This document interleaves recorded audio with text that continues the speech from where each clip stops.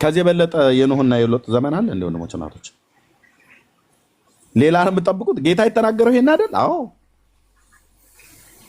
ከሚሆነው ምልክት አሁን ይሄ ነው እየተስፋፋ እየበዛ የሚሄደው። ቀደም እንዳላችሁ ተህትየው እንዳለቻችሁ ፒቲሽን ስትፈርሙ የነበራችሁ ሰዎች የነሱ ቁጥራቸው እየበዛ ነው። የኛ ይሄው በቃ እዩት፣ ጴንጤውም እንደፈለገ ነው የምንነዳው እያሉ ማለት ነው። አታሰድቢ እህቴ፣ አንቺ አታሰድቢ የእግዚአብሔርን ሕዝብ አንተ አታሰድብ። ዝም ብለህ ጴንጤን አታሰድብ። የተግበሰበሰ ትውልድ አይደለንም እኛ። ጴንጤ እኮ በጣም ንቁ እኮ ነው። በጣም ጠንቃቃ እኮ ሕዝብ ነው እኮ እኛ የምናውቀው። አሁን ይሄ ዝርክርክነት ከየት እንደመጣ ነው ያላቅም። ወንድሞች እናቶቼ ይቅርታ አድርጉልኝ። አንዳንዶቻችሁ ዝም ብላችሁ ወደ ገበያ እንደሚነዳ በግ ነው የምትነዱት።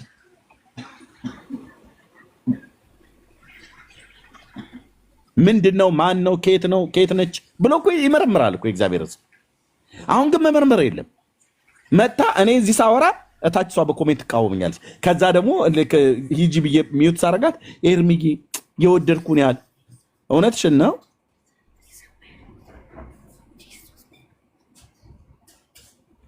ሂጂ ቸርች ግቢ። ምን ታደርጊያለሽ? እዚህ ኢዮብ መጽሐፍ ምዕራፍ 1 ላይ ያለውን ሰይጣን ይመስል ከገስት ገስት እየዞርሽ እጅሽ እስኪደክም ድረስ የምትጽፊዋ ኢየሱስን በቃ እያገለገልሽ ነው ለአንቺ። ሂጂ ቸርች ግቢ እህትዬ፣ ቸርች ግቢና አዳር ፕሮግራም እደሪ። ከወገኖች ጋር እየጸለሽ ማለት ነው። የክፋትን የመንፈሳውያንን ሰራዊት የጨለማውን አለበጋዝ ተቃውሚ። ያኔ በህፃንነት ወራት እንደምትጸልዩ ማለት ነው።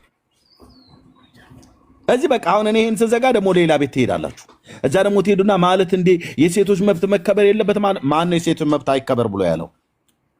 በሴት መብት አስከባሪነት ግን እርኩሰትን እንደዚህ የምታደርገዋን ሴትዮ ይኸው አሳያችኋለሁ። ይሄን ልታጸድቂ ፕሮፋይል ቀየራችሁ ማለት ነው። ቀይሩ ስትላችሁ እቺ ሴትዮ ማለት ነው ቀየራችሁ። እኔ አንዳንዶቻችሁን ጠረጥራለሁ። አግኝታችሁ እሷ ልተኛችሁ ብላችሁ ብትላችሁ ራሱ ከመተኛት የማትመልሱ ሰዎች ናቸው ማለት ነው። አየሻት?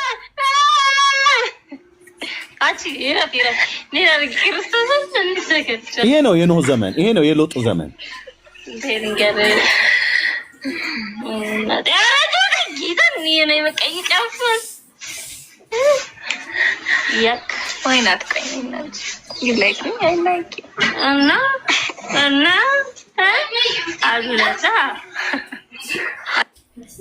አንዳንዱ በቪዲዮ ካላየን አናምንም፣ የታለ ነገር እየውን ለምን አታሳዩንም ብለው ሊሉ ይችላሉ።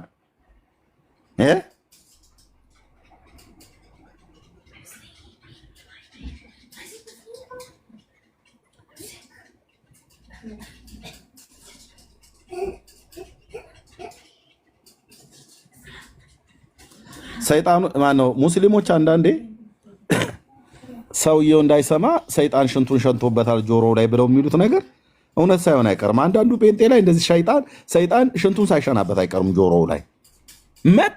መተሽ ትቃወሚኛለሽ? እኔ እህቴ ሽንቱን ሸንቶበታል ይላሉ በእነሱ ሃይማኖት ማለት በእስልምና ሃይማኖት። እንዳይሰማ ነገሩ እንዳያስተውል ሰይጣን ሽንቱን ሸንቶበታል ይላል። አንዳንዱ ላይ ካካውን ሳይል ቀርቷል ይመስላል። እኔ እንደዛ ነው የምጠረጥረው። በተለይ ፍዝዝ ያለ ጴንጤ ያለ ምንድን ነው ይላሉ ይመጡና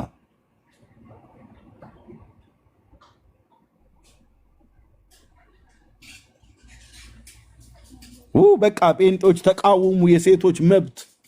እንዴት አይነት የሚገርም ህዝብ ነው ተብለህ እንድትባል ነው። ማን ያሰለፈ በመጀመሪያ?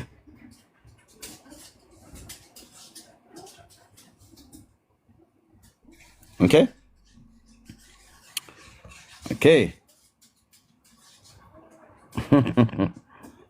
ያ ድምጻችን ይሰማ ድምጻችን ይሰማ ትላችሁ። ምኑ ነው እንደዚህ መሳሳማችኋል እንዲሰማላችሁ?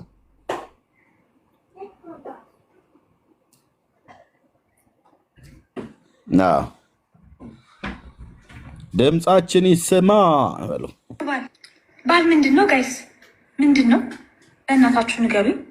ምንድን ነው? ፈርኒቸር ነው? የኪችን እቃ ነው? መደርደሪያ ነው? ምንድን ነው? ባጨንቁኝ፣ በእናታችሁ ንገሩኝ ባል ምን እንደሆነ ወጥቼ እንድገዛ።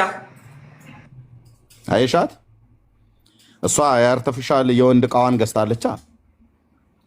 በግልጽ ነው የምነግራችሁ።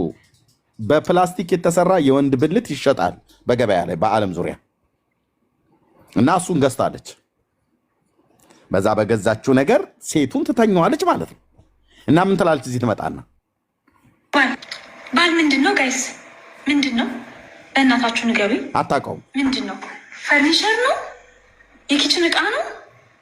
መደርደሪያ ነው? ምንድን ነው? ባል ጨንቁኝ፣ በእናታችሁ ንገሩኝ። ባል ምን እንደሆነ ወጥቼ እንድገዛ። እቺ ነች እንግዲህ አሰልፋችሁ እዚህ ፕሮፋይል ስትቀይሩ የነበራችሁ። እኔ የማገለግልበት ቤተክርስቲያን ብትሆኑ እዚህ ያገኘኋችሁ ሰዎች ጌታ ምስክር ነው። ኩል ጾም ጸሎት ነው ማስገባሽ አልኩሽ። ጾም ጸሎት ቤተኛ ነኛ ቤተሰብ ነኛ ስለሚመለከተኝ ማለት ነው። በጥፊ ራሱ እንኳን ባጨስሽ እና አንቺን ወደ እውነት በመልስሽ ደስ ባለኝ። እንዲህ አይነትን እርኩሰትና እንደነየትን የመረንና ስዳደግ ትውልድን ስደግፉ ከማየት የበለጠ እንዴ! ጳውሎስ እኮ እንደዚህ ውስጡ እኮ ብግን ብሎ እኮ ነው። አንዴ ለቆሮንቶስ አማኞች በፍቅር ልምጣባችሁ ወይስ በዱላ አላቸው እኮ። በበትር ልምጣ ወይስ በምን አላቸው። ተቃጥሎ ጳውሎስ ሐዋርያው ውስጡ ጭስስ ብሎ አቃጥለውት የቆሮንቶስ አማኞች ማለት ነው። እዚህም ይሄዳሉ ያጠቅሳሉ፣ እዚህም ያጠቅሳሉ። አንዴ ከአጋንንት ማዕድ ይበላሉ፣ አንዴ ከክርስቶስ ማዕድ ይበላሉ። አንዴ እዚህ ይጠጣሉ፣ አንዴ እዛ ይጠጣሉ። አንዴ ከማያምን ጋር ይጋባሉ፣ አንዴ ከማያምን ጋር ያጋባሉ። በቃ የእግዚአብሔር ሕዝብ ማለት እና ቢቸግረው ምን አለ ጳውሎስ? እባብ በተንኮሉ ሔዋንን እንዳሳታት ሀሳባችሁ ተበላሽቶ ከክርስቶስ ካለ ንጽሕና ላይ እንዳትጎድሉ ብዬ እፈራለሁ አለ። የፈራው አልቀረም ጳውሎስ። ቆሮንቶሳውያን መቼ ይሰሙትና ከፍ ዝቅ አድርገው ይሰድቡታል። አንተም ብሎ ሐዋርያ እኔ ለሌሎች ሐዋርያ ባሉ ለእናንተ ሐዋርያ ነኝ እያላቸው ኖ አንተ ሐዋርያ አይደለህም። የሐዋርያነቴ ምልክት እናንተ ናችሁ ብለሽ ኖ አንተ አይደለህም፣ አርፈህ ተቀመጥ እያሉት ማለት ነው። ቆሮንቶስ ቤተክርስቲያን ጳውሎስ እንደዛ ብላ ካለች አንቺ እዚህ ፀጉርሽን አልማዝ ባለጭራ አስመሰለሽ መተሽ እኔን በኮሜንት ብትሳደቢ ምንም አይገርመኝም። በጌታ የሆን ሾህቴ ማለት ነው። ግቢ ቸርች። እንደዚችን አይነት እርኩሰታም ሴት ነው የምትከተሉት። ባል ምንድን ነው አታቅማይሽ? ምን አለች? ባል ምንድን ነው ጋይስ? ባል ምንድን ነው? በእናታችሁ ንገሩኝ። ምንድን ነው? ፈርኒቸር ነው? የኪችን እቃ ነው? መደርደሪያ ነው? ምንድን ነው? ባል ጨንቁኝ፣ በእናታችሁ ንገሩኝ። ባል ምን እንደሆነ ወጥቼ እንድገዛ። አይሾ እሷ ሄዳ ገዝታ እንዳመጣችው አርቲፊሻል የወንድ ብልት እንደዛ ሄዳ ባልን ገዝታ ልታመጣ ማለት ምንድን ነው ማለት? እኔ አላወኩትም እኮ የት ነው የሚሸጠው? ምንድን ነው እሱ? ፈርኒቸር ነው? የምንቀመጥበት ሶፋ ነው? ባል ምንድን ነው? ለእሷ ባል ምንም አይደለም። ለእሷ ባል ማለት ከሴት ጋራ ከንፈር ለከንፈር ገጥሞ እንደዚህ ከታች ደግሞ የሚደረገውን አርቲፊሻል ሴት ብልት ውስጥ መጨመር ነው። ይህን እኮ ጮኬ ብናገር ከዚህ በላይ ደስ ባላይ ነበር። ህፃን ልጅ እዚህ ስለተኛ ስለምረብሻው ነው። ደሞ ትመጡና ትኮምታላችሁ። እንደዚህ አመንዝራ ትውልድ ንስሐ ነው መግባት ያለባችሁ። በመጀመሪያ የተከተላችኋቸውን ሰዎች እወቁ። ባል ምንድን ነው ትልሃለች።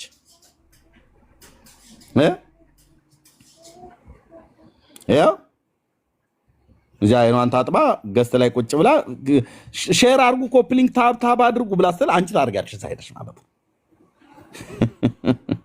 ነገርየውን እነ ሜርሲና እነ መሲ አንስተው ኤርሚ አንስቶ ወይ ዳጊ አንስቶ ሲናገር እዚህ ምንድን ነው የሴቶች መብት እንዲህ አይከበር ነው እንዲህ የምትለው ኤርሚያስ ይላሉ። ቆንጅዬ ጀግና ሴት ሚስት ነው ያለችኝ። የአራት ልጆች አባት ነኝ። የሁለት ሴቶች ልጆች፣ የሁለት ወንዶች ልጆች። ኢየሱስ ቸሩ ጌታዬ ለዘላለም ስሙ ይቀደስ።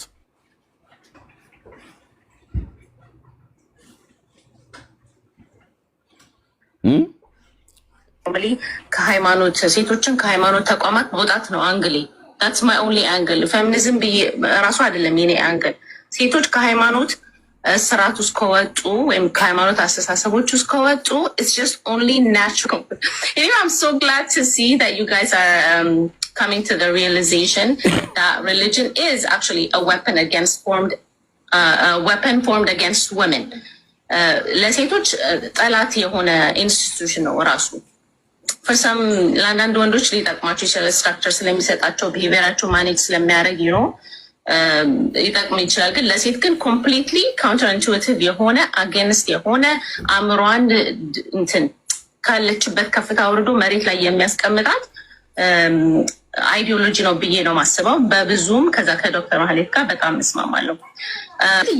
ያ ሳይኪ ዲቨሎፕ ሲያደርግ በልጅነት በጣም ዲፊካልት ነው ከዛ ውስጥ መውጣት። ቶከስ ሎንግ ታይም ባይ ዘ ዌይ እንደዚህ ሰብራኖተን ለመናገር በሃይማኖት ላይ እና ሃይማኖት በጣም መመታት ያለበት አይዲዮሎጂ ይሰበር እንደሚባለው መሰበር ያለበት ነገር ብዬ ነው ማስቡ። የልጆቻችን ሳይኪ ላይ እየተጫወተ ያለ የሴቶቻችን ላይ ምንድነው ወደኋላ እያስቀረት አየሽ፣ ሃይማኖትን መሰበር ያለበት አይዲዮሎጂ ነው አሉ የአባቶች አምላክ ምስክር ነው። እናንተን ቃላችሁን እና ትምህርታችሁን እኛ ደግሞ በአደባባይ ላይ በጽድቅ ቃል እንሰብረዋለን ማለት ነው። እርኩሰታችሁን እንሰብረዋለን በጌታ በኢየሱስ ስም፣ በጸሎት ደግሞ በእግዚአብሔር ቃል። አዎ ሴቶችን የሚበድል ሃይማኖት ካለ ያንን ሃይማኖት እንቃወመዋለን። ሴቶች መበደል የሌለባቸውም፣ የእግዚአብሔር አምሳልና መልክ የተፈጠሩ ናቸው። ክርስቶስ የሞተላቸው ሰዎች ናቸው። የሀገር መንግስት መሆን ይችላሉ። በየትኛውም ነገር ላይ ከወንድ እኩል ክብር አላቸው። ኦኬ፣ እነኚህ ናቸው። እሺ፣ ባል ምንድን ነው ያለችው ሴትዮ? ያው እዚህ ሌላ ሴትዮ አቅፋት ማለት ነው።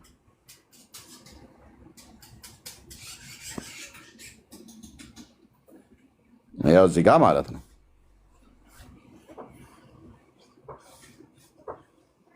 ምንድን ነው ባል? ፈርኒቸር ነው።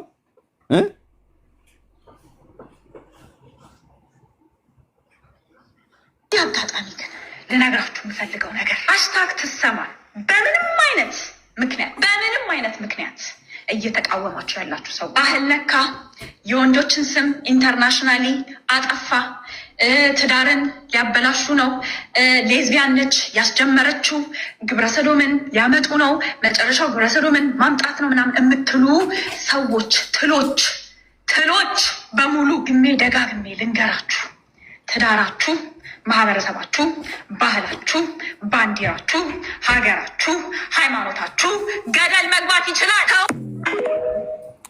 ኢትዮጵያውያን እንደዚህ እየተባልን ያለ ነው። ኤርትራዊት ናት እሷ። ባንዲራህም ሃይማኖትህም ሀገርህም ሚስትህም ልጆችህም ገደል መግባት ትችላላችሁ ብላ የምትለው እኛን ኢትዮጵያውያንን ነው ማለት ነው። ኦኬ፣ አዎ። ለምን ተብሎ ቢባል እሷ እንዲህ አይነትን እርኩሰትን ለማድረግ ስለተከለከለች ኢትዮጵያ ውስጥ በኩባያ ይበጣል እንደዚህ ላይ እኔ በቀጥታ ነው አንቺ ልብሽ እንጂ ሲዳውደ ከሞረድ ሌላ ምን ታርጌት አለው? መጋባት እኮ ታርጌቱ መራባት ነው።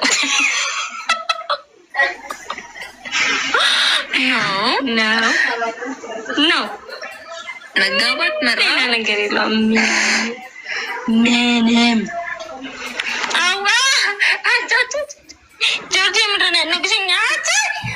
ይሄ በስርዓት የግብረ ስጋ ግንኙነት እያደረገቻት ማለት ነው።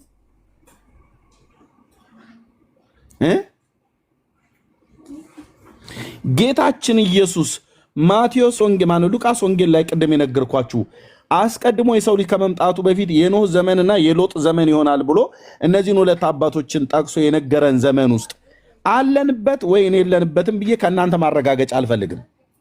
በክርስቶስ አምኜ የዳንኩ ሰው ነኝ። የአምላክ የእግዚአብሔር መንፈስ በውስጥ ያለ ሰው ነኝ። ዘመኑን እንደ ብርሃን ልጆች ማስተዋል አለብን። ይሄ ማስተዋል ለእኔ ብቻ የተሰጠኝ አይደለም። ለአንተም ለአንቺም በክርስቶስ ኢየሱስ ላመንን ሁሉ ተሰጥቶናል። ኦኬ፣ ክፉን ከመልካም የክርስቶስም ከቤልሆር ከዲያብሎስ ማለት ነው፣ ጽድቁን ከኩነኔ ለይተን እንድናውቅ ነው የእግዚአብሔር ልጅ ወደዚህ ምድር መምጣቱ። አንድ ዮሐንስ መልክ መጽሐፍ ምዕራፍ 5 ቁጥር 20 ላይ የእግዚአብሔር ልጅ እንደመጣ እውነተኛ የሆነውንም እናውቅ ዘንድ ልቦና እንደሰጠን እናውቃለን። እውነተኛ በሆነው በእርሱ አለን፣ እርሱም ልጁ ኢየሱስ ክርስቶስ ነው ይላል። እርሱ እውነተኛ አምላክና የዘላለም ሕይወት ነው። ልጆች ሆይ ከጣዖታት ራሳችሁን ጠብቁ ይላል። የእግዚአብሔር ልጅ በመምጣቱ እውነተኛ የሆነውን እናውቅ ዘንድ የእግዚአብሔርና የእግዚአብሔር ያልሆነውን በጽድቁና በኩናኔ መካከል ያለውን በዲያብሎስና በክርስቶስ መካከል ያለውን በመጽሐፍ ቅዱስና ከመጽሐፍ ቅዱስ ውጭ በመንፈሳዊ ዓለም በእግዚአብሔር ዓለም ያለውና ከእግዚአብሔር ዓለም ውጭ ያለውን በሰዎች የህይወት ምልልስ ዕለት ዕለት ከሚያደርጉት ነገር እንኳን የተነሳ ነገሮችን እንድንመረምር መንፈስን እንድንመረምር የሰዎችን ስራቸውን እንድንመዘን የእኛንም ስራ እንድንመዘን አካሄዳችን እንድናስተካክል መጽሐፍ ቅዱስ ያዘናል። ምን ነበር በኖህ ዘመን ይደረግ የነበረው?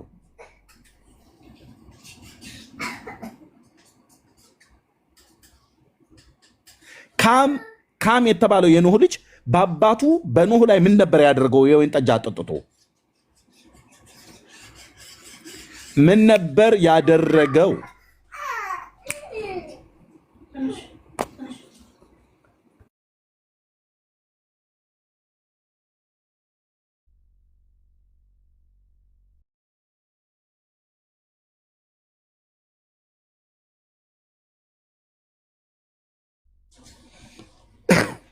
ኦኬ ምን ነበር ያደረገው? ካም የኖህ ልጅ አባቱ ኖህን የወይን ጠጅ አጠጥቶ ምን ነበር ያደረገው?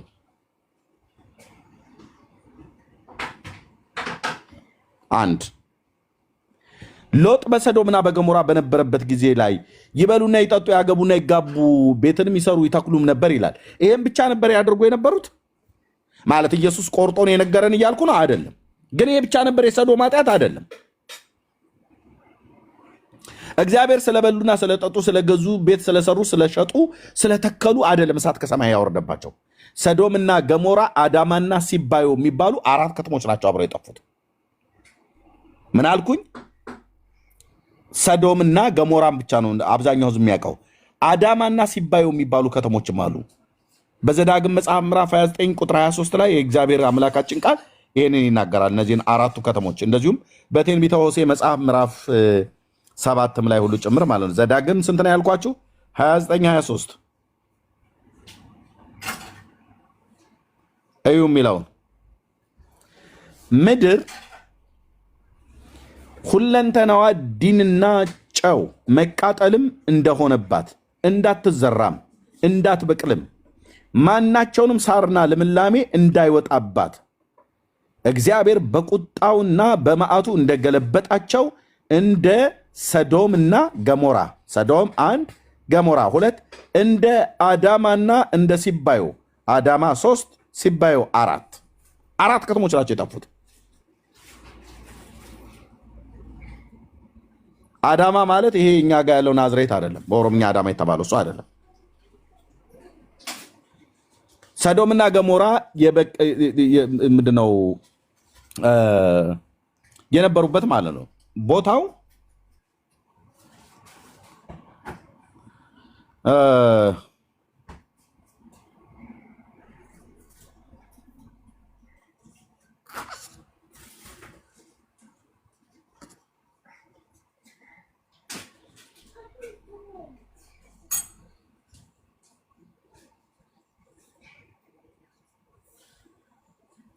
በኢሜጅ ላሳያችሁ ብዬ ነው።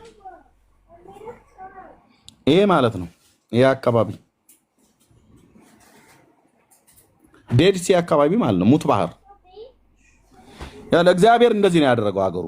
ይሄ ጫው ነው አሁን የምታዩት ሳልት ማለት ነው። ምንም ህይወት ያለው ነገር የለበት፣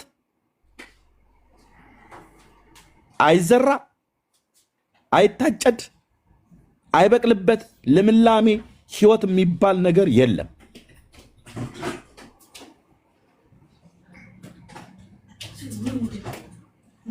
ዴድ ሲ ማለት ነው። ሙት ባህር አካባቢ ለሱ ቅርብ የሆነ አገር ነው ያ። እንደዚህ ነው አድርጎ እግዚአብሔር ያስቀረው። እግዚአብሔር ለዘላለም ነው በቁጣ የገለበጥ። አንድ ህይወት ያለው ነገር የለም። ያው ጫው ማለት ነው። ምን ይላል የእግዚአብሔር ቃል? ያው ሁለንተናዋ ምድርም ሁለንተናዋ ዲንና ጨው መቃጠልም እንደሆነባት እንዳትዘራም እንዳትበቅልም ማናቸውንም ሳርና ልምላሜ እንዳይወጣባት እግዚአብሔር በቁጣውና በመዓቱ እንደገለበጣቸው እንደ ሰዶም እና እንደ ገሞራ እንደ አዳማና እንደ ሲባዮ በሆነች ጊዜ ይላል።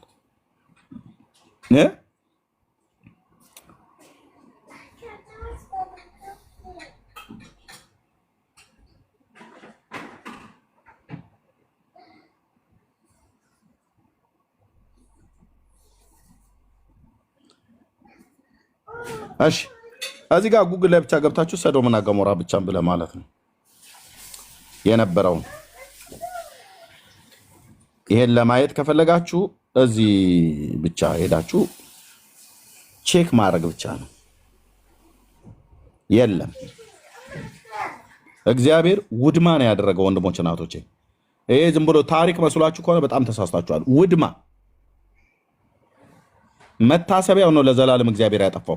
ምንም ነገር እንዳይበቅልበት አድርጎ የሞት ጥላ ምድር ያጠላበት።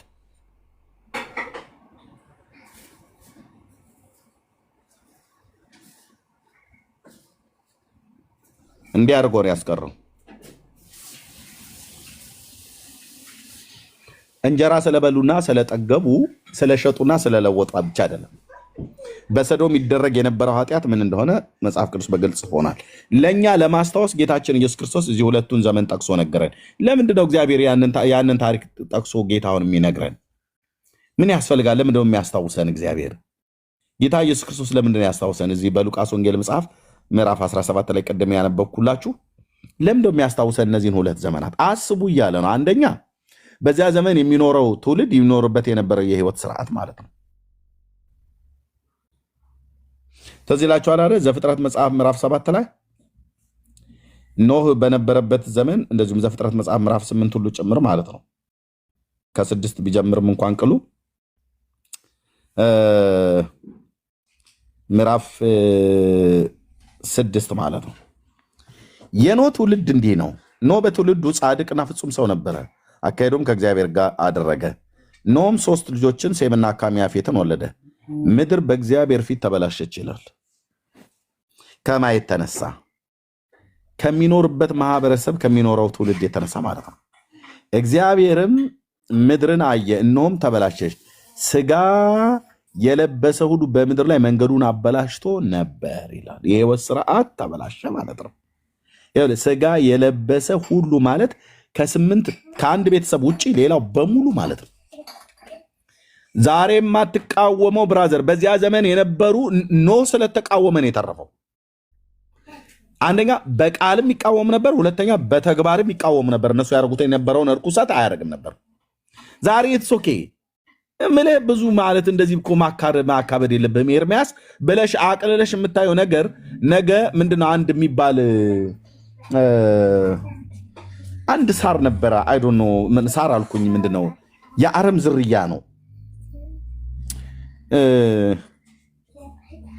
እሽክት ነው የሚባል እሽክት የሚባል ነገር የሚያቅሰዋል። እሽክት ነው የሚባለው።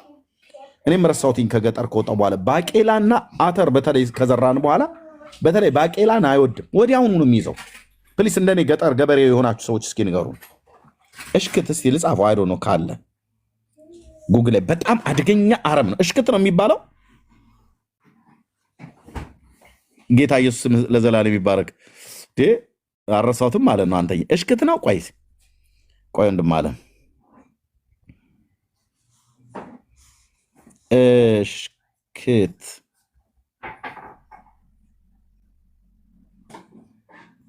የለም። እሽክት ነው የሚባለው ግን ትክክል ነኝ? አሞጽዬ እንደዛ ነው። ብዙ ሰዎች እየጻፋችሁ ነው። አሽክት ነው አይደል? አሽክት ነው። ኦኬ ቴንክ ዩ። እና አና አበላሸዋ ቴዲ፣ አንተ ቴዲ እናቴ የመጽሐፍ ባለቤት አሽክት ትክክል ነህ። ትክክል ነህ። ወይት አሽክት ይሄ በጣም አደገኛ መርዛም የሆነ እስኪ እንደው ድንገት ከመጣ ማለት ነው።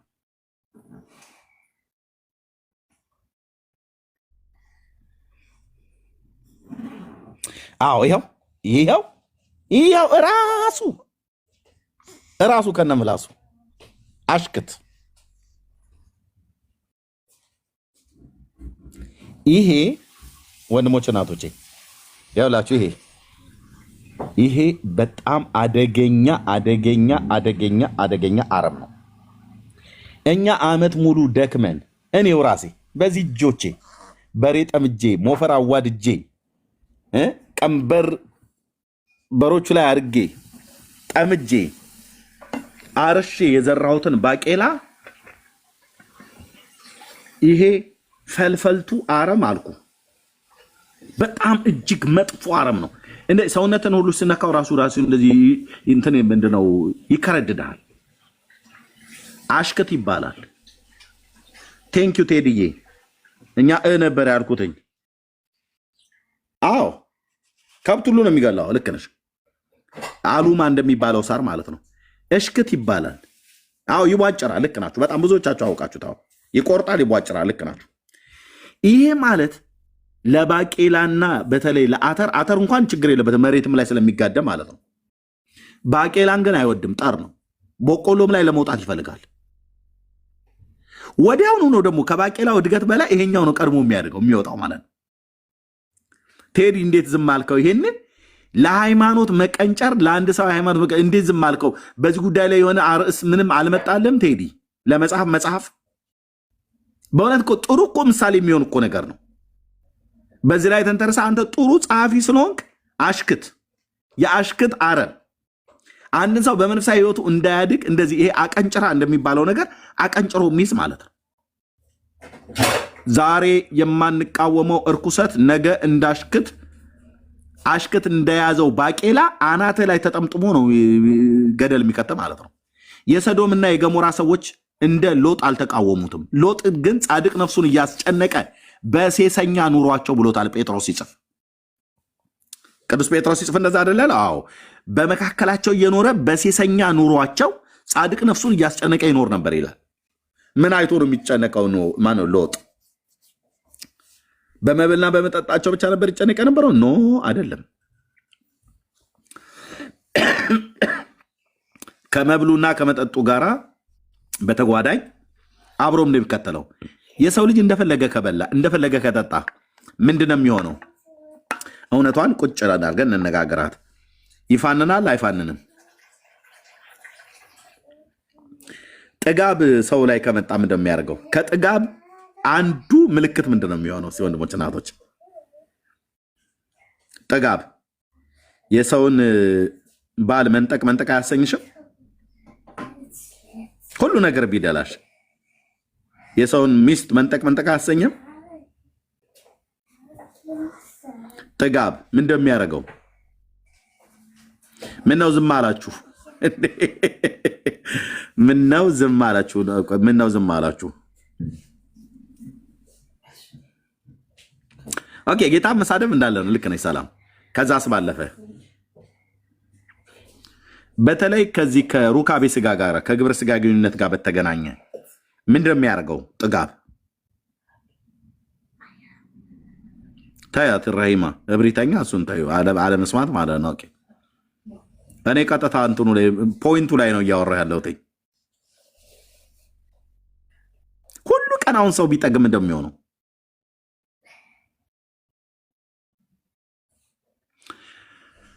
በነቢዩ በኤርምያስ መጽሐፍ ላይ የእግዚአብሔር ቃል ምን ይናገራል? እስራኤልን ሲናገራት ከባልንጀሮቻቸው ሚስቶች ኋላ እንደተቀለቡ እንደሚያሽካኩ ፈረሶች ሆኑ ይላል። ፈረስ ሲያሽካካ አይታችሁታል? አታውቁም እናንተ ብዙዎቻችሁ ገጠሪ አይደላችሁም እንደኔ። አየህ፣ ለዚህ ነው ከተሜ ዝም ብለህ አሽክትን አምጥቼ ማሳየ አሉማ ፈረስ ምናምን ነገር ብዙዎች ምን እንደሚያደርገው ፈረስ ሲያሽካካ አይታችሁታል? ማሽካካት ማለት መጮህ ማለት ነው። ፈረሶች በተለይ እኔ በቤታችን ፈረስ የጉክስ ጨዋታ ስለምንጫወት ማለት ነው በተወለድኩበት አካባቢ ላይ የሸዋ አማሮችና የሸዋ ኦሮሞች የሚኖሩበት ቀበሌ ውስጥ ነው ተወልጄ ያደግኩት እና ፈረስ ጫወታል። ፈረሶች የሚያሽካኩት ምን ሲሆኑ ነው? አዎ መሬት ይጎደፍራል። አዎ ልክ ነው። ከዛ ስም እንደሚሆነው ያገኘው ላይ ነው የሚወጣው። አንዱ ባህሪው ያገኘው ላይ ወንድም ላይ ይወጣል፣ ሴትም ላይ ይወጣል፣ ሁሉም ላይ የሚወጣው። በነቢዩ በኤርምያስ እግዚአብሔር እንደዚህ ነው ያላቸው፣ እስራኤል ትዝ ይላችኋል።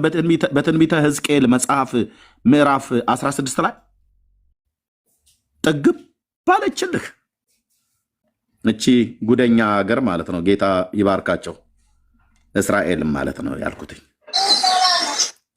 እስኪ አባ ወደዛ ዞር ይበሉልኝ። ምንድነው ያልኩት? ትንቢተ ሕዝቅኤል ወደ መንፈስ የሚያመጣውን ቃል የምነግራችሁና በትንቢተ ሕዝቅኤል መጽሐፍ ምዕራፍ 16 ላይ ትዝ ይላችኋል አይደል? ጌታ የተናገረበትን እስራኤልን ደጋግሞ የወቀሰበት ነገር ቆይ ምን እንደሚል ላሳየው። ወንድም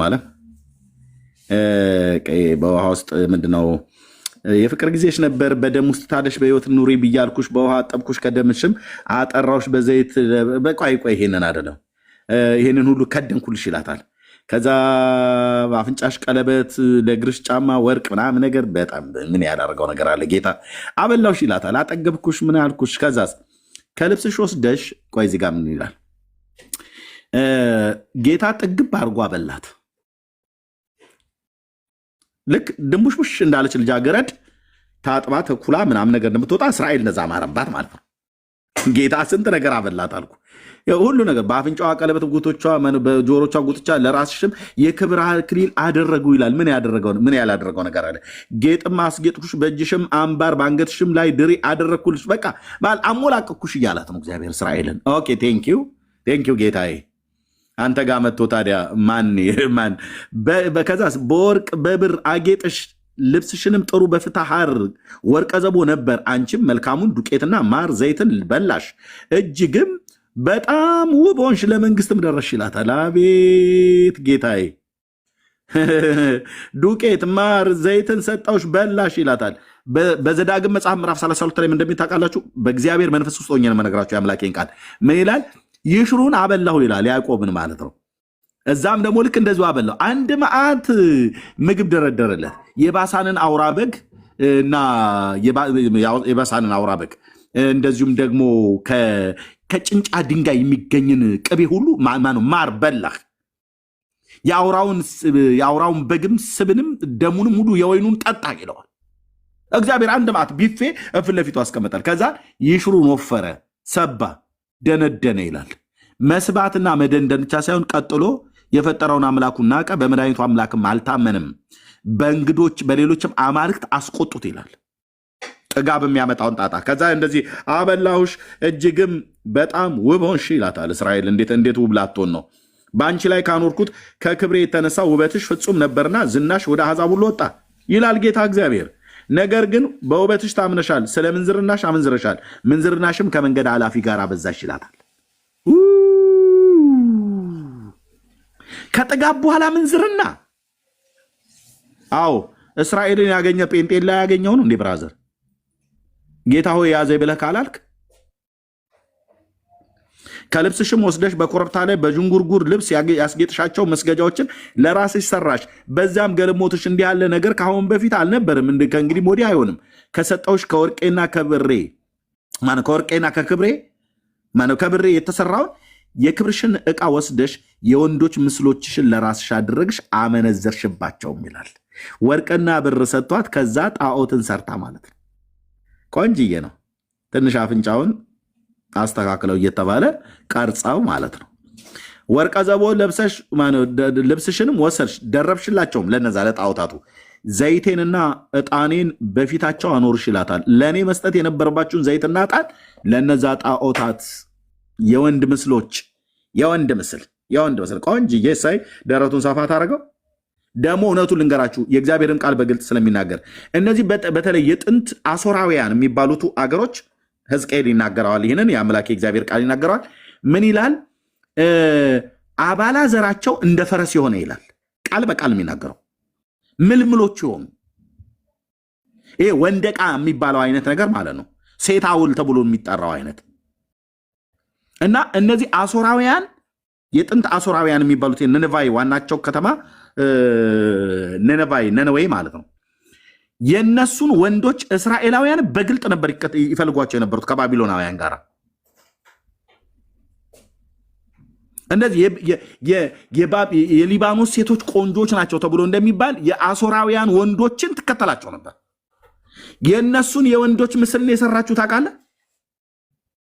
የወንድ ምስል በሴት ወይም በወንድ መልክ የተሳለውን ምንም አይነት ምስል በፊት አታድርግ ብሎ እግዚአብሔር ለባሪያው ለሞሼ አልተናገረም እንዴ? በዘጸአት መጽሐፍ ምዕራፍ 19 ላይ ተናግሯል። እስራኤልን እግዚአብሔር ወፌላላ ሰቅሎ ቢገርፋት ጻድቅ ነው። እኔንም አንተን ቢገርፈን ጻድቅ ነው እግዚአብሔር። አታድርጉ ብሏቸው አልነበረም እንዴ? የወንድን የሴትንም ምስል በፊታችሁ እንዳታቆሙ በላይ በሰማይ በታች በምድር የተሰራው የማናቸውን ምስል እንዳታደርግ ተብሎ የተባለ ህዝብ ይኸውልህ በሕዝቅኤል ዘመን የወንዶችን ምስል ጌታ ከሰጣቸው ብርና ወርቅ ከሱ ላይ እስቲ ቆንጆ አድርገህ ስራልኝ፣ ደረቱን ትንሽ ሰፋ አድርገው የወንድ መሽኛ ሽንቱ መሽኛውንም ተለቅ አድርገህ ስራልኝ እያሉ ማለት ነው። ምስል ጣዖት ከእነሱ ጋር መነዘርሽባቸው ይላል። በምኞት ሄዱ ማለት ነው።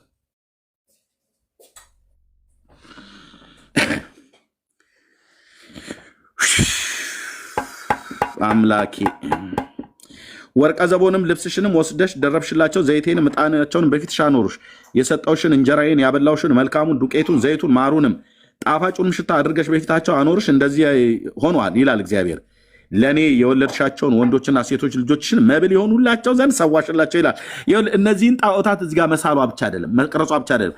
ለእነዚህ ለሰራቻቸው ጣዖታት ለእኔ የወለድሻቸውን አላት እግዚአብሔር። እስራኤል ለእግዚአብሔር የወለደቻቸውን ወንዶችና ሴቶች ልጆቿን ወስዳ መብል የሆኑ ዘንድ ሰዋችላቸው ማለት አረደችላቸው ማለት ነው ለእነኛ ጣዖታት። እና ታዲያ እግዚአብሔር እስራኤልን ቢገለብጣት እኮ ጻድቅ ነው እኮ ብዬ የምልህ። ቤተ ክርስቲያንን በአፍጢሟ ቢደፋት እግዚአብሔር ጻድቅ ነው እኮ ነው ብዬ የምልህ ብራዘር። አያው ሴቶች ልጆችሽን ሰዋሽላቸው ይላታል። ለነዚህ ጣዖታት ማለት ነው። አሁን ኦርቶዶክስ እንደምታደርገው ማለት ነው። በገዳም ውስጥ እኮ ሰው እኮ ይሰዋል እኮ ተብሎ በባለፈው ሲነገር ሸፋፈኑት። እነዛ ማርያም ነው ማነው የሚባሉት ማለት ነው። በኦርቶዶክስ ገዳም ውስጥ ለዘንዶ ሰው ይሰዋል ብሎ ቄሱ ነው የጎጃም ውስጥ ነው ያለው፣ ምዕራብ ጎጃም ውስጥ ያለ ሰው ማለት ነው። ቄስ ነው ወጥቶ የተናገረው። ያርዱሃል። ገዳሙን ሁሉ ግልጽ አድርጎ ተናግሯል። ራሳቸው በኦርቶዶክስ ፔጅ ላይ ነው የወጡት። ሸፋፈኑት ግን ብራዘርዬ ሰዋልን ይላቸዋላ። ልጆቼን አረድሽ አላት። ለእነርሱ በእሳት በኩል አሳልፈሽ ሰጠሽ። በውኑ ግልሙትናሽ ጥቂት ነውን? በርኩሰትሽና በግልሙትናሽ ሁሉ እርቃንሽ ሆነሽ ተራቁተሽ ሳለሽ በደም ተለውሰሽ ሳለሽ የሕፃንነትሽን ወራት አላሰብሽም። ወዮ ወዮልሽ ይላል ጌታ እግዚአብሔር። ክፋትሽን ሁሉ ከክፋትሽ ሁሉ በኋላ የምንዝርናን ስፍራ በአደባባይ ሁሉ ቦታ ለራስሽ ሰራሽ። በየመንገዱ ራስ ከፍ ያለውን ቦታሽን ሰራሽ። ውበትሽንም አረከስሽ። ለመንገድ አላፊ ሁሉ እግርሽን ገለጥሽ ይላታል። ካገኘችው ወንድ ጋር እንደምትተኛ ሴት እግርሽን ገለጥሽ ይላታል በተምሳሌት። ግልሙትናሽንም አበዛሽ። ስጋቸውም ከወፈረ ከጎረቤቶችሽ ከግብፃውያን ጋር አመነዘርሽ። እኔንም ታስቆጭ ዘንድ ግልሙትናሽን አበዛሽ። እስራኤል ቤተክርስቲያን። ስለዚህ እነሆ እጄን ወደ አሕዛብ እጄን በአንቺ ላይ ዘረጋለሁ፣ ድርጎሽን አጉድያለሁ። ለሚጠሉሽ ከክፉ መንገድሽ የተነሳ ለሚያፍሩ ለፍልስጤማውያን ሴቶች ልጆች ፍቃዴን አሳልፌ ሰጥቻለሁ። አልጠገብሽምና አሦራውያንን ጋር ደግሞ ገለሞትሽ።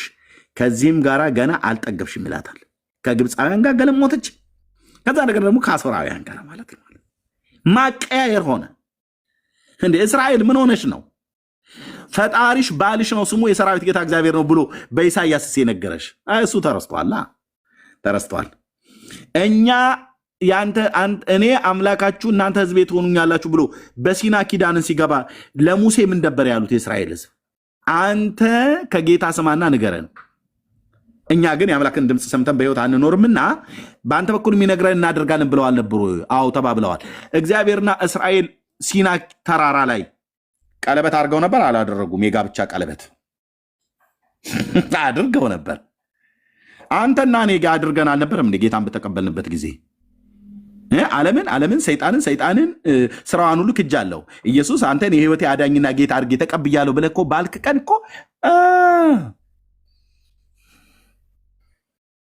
የኪዳኑ ምልክት እንዲሆን ነው ታቦቱን የሰጣት። ኦኬ ከአሶራውያን ጋር አንዴ ከግብፃውያን ጋር አንዴ ከአሶራውያን ጋር እያመራረጠች ከሚተኙ ወንዶች ጋር ማለት ነው። እስከ ነጋዴዎች ምድር እስከ ከለዳውያን ማለት ነው ከላውዲዮን ድረስ ግልሙትናሽን አበዛሽ ይላል። ባቢሎን ድረስ ከዚህም ጋር አልጠገብሽም ይላታል። አጠግብም ዝሙት እርኩሰት አያጠግብም። የማታፍረውን የጋለሞታ ስራ ሰርተሻል፣ ልብሽም ምንኛ ደካማ ነው ይላል እግዚአብሔር። በየመንገዱ ራስ የምንዝርናሽን ስፍራ ሰርተሻልና በአደባባዩም ከፍ ያለውን ቦታ አድርገሻልና ዋጋዋን እንደምትንቅ እንደ ጋለሞታ አልሆንሽም ይላል። ጋለሞታ እንኳን ዋጋ ስትሰጣት ትንሽ ብር ከሰጣት አትቀበልህም እንደማለት ነው። ሴተኛ አዳሪዎች የሆኑ ሴቶች ሄደ በ10 ብር ልተኛሽ ብላ ብትላት እሺ አትልህም። ዋጋህን ትንቀዋለች ማለት ነው። እስራኤል ግን ጌታ ሲናገራት እንደ ጋለሞታ ሴት ዋጋን እንደምትንቅ ጋለሞታ አልሆንሽም ይላታል። ማለት ላገኘችው ነው እግሯን የምትገልጠው። ምንድነው ውስጥ ቁጥጥ ይልብኛል። አንተ ይበለኛ ጌታ። እንዴት ታዲያ ልቆጣ? ይሄ እንደዚህ አይነት ይኸው ላገኘችው ነው። 10 ሳንቲም የምትሰጣት እግሯን ትገልጣለች። እስራኤል በመንፈሳዊ ምሳሌ ስሙንም ከሰጣት ትተኛለች እንደማለት እኮ ላገኘችው።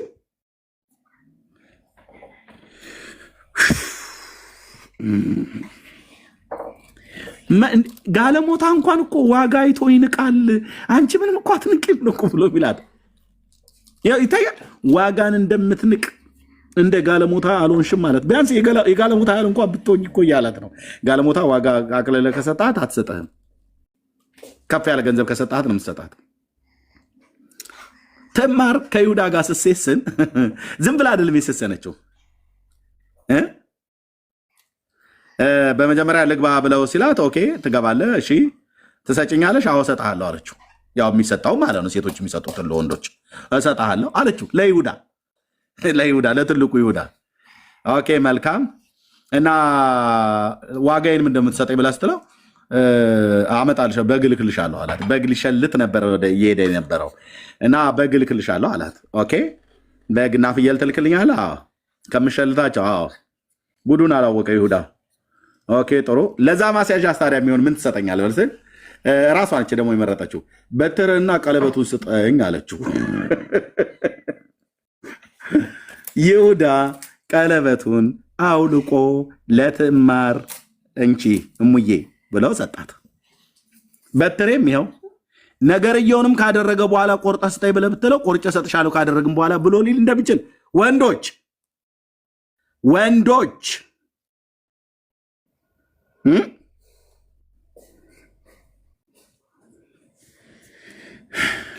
ስጠኝ አለችው። የጠየቀችውን ሁሉ ሰጣት።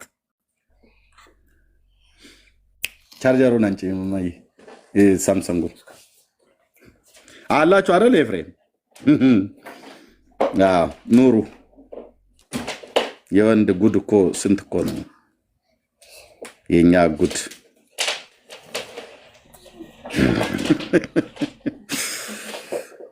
ብሩና ምንድነው ቀለበቱንና በትሩን ስጠኝ ስትለው ሰጠችው ይላል። ማን ሰጣት ይላል። ትዕማር እንኳን ለአማቷ ለይሁዳ ነገርየውን ስትሰጠው ዋጋ ሰጥቷት ነው። ምን በግ እልክልሻለሁ ብሎ ማለት ነው። በስሙኒ አልሰጠችውም። ግልጽ ነው አማርኛዬ። ጀርባዬን አዙሬ አልናገርም። ኦኬ ሽልንግ ሰጥሻለሁ ብሎ ስላላት አይደለም። በግ ትልቅ ነገር ነበር ያኔ። በግ ፍየል እልክልሻለሁ አላት። ኦኬ እንደዛ ከሆነ እሷ የምትፈልገው በእርግጥ በጉን አይደለም። እሷ የምትፈልገው ከሱ ነው ልጅ። ይህን ሽማግሌ እሰራለታለሁ ብላ ማለት ነው። 2 ልጆች ሞቱ፣ 3ኛውን ወስዶ ከለከላት። ኦኬ ግን ዋጋን ማለት ነው ሲሰጡ ዋጋ ትዕማር አሁን የመጣሁት ሴቶች ልተኛችሁ እንኳን ብለህ ስትላቸው ዋጋ ይጠይቁሃል። የምሰጣት ዋጋ የቀለለ ከሆነ ጋለሞታ ሴት እንኳን ራሱ ትንቅብሃለች። አየው ምን እንደሚላት በየመንገዱ ራስ የምንዝርናሽን ስፍራ ሰርተሻል አላት። ምንዝርና ማለት ለመተኛት ማለት ነው። ከዛስ በየአደባባዩ ከፍ ያለውን ቦታሽን አድርገሻል ማለት ለጣዖታቱ የምሰዋበት ቦታ ነው እሱ በእስራኤል ኮረብቶችና ተራሮች ላይ ማለት ነው። እና ከዛ ዋጋን እንደምትንቅ እንደ ጋለሞታ አልሆንሽም። የጋለሞታን ያህል እንኳን ሴት ጋለሞታ ሴት ካገኘችው ጋር የምተኛው አይነት ሴት እንኳን ዋጋን አይታ ትንቃለች። ይሄኛው ዋጋ ተኛለው በዚህኛ ያዋጣኛል ብላ ማለት ነው እንደምትለው እንደዛ እንኳን አላልሽም እያላት ነው። ውድቀት በባሏ ፈንታ ሌሎችን ተቀብላ የምታመነዝር ሴት ተመስያለሽ እስራኤል። ለጋለሞታ ሁሉ ዋጋ ይሰጧቸዋል አላት። ይኸውልህ አንቺ ግን ለውሽሞችሽ ሁሉ ዋጋ ትሰጫቸዋለሽ። ዋት እግዚኦ በኢየሱስ ስም ይላል ጴንጤ። ጭራሽ ጋለሞታ ሴት ከወንድ ላይ ገንዘብ ተቀብላ ነው ከእሷ ጋር እንዲተኛ የምትፈቅድለት። እስራኤል ቢያንስ እንደዛ ማድረግ ነበረብሽ። ጋለሞቶች ከሚተኟቸው ወንዶች ገንዘብን ተቀብለው እንደሚተኙ እንደነሱ እንኳን አልሆንሽም። ታዲያስ ከአንቺ ጋር እንዲተኙ ከአንቺ ጋር እንዲያመነዝሩ የምትፈልጊያቸውን አንቺው ራስሽ ነበር ዋጋ የምትከፍያቸው። የራሷን ነገር ሰጥታ ብሩና ወርቁን እግዚአብሔር ለሷ የሰጣትን ሰጥታ ልጆቿን ሁሉ ጭምር መስዋዕት አድርጋ ከእነሱ ጋር ታመነዝር ነበር።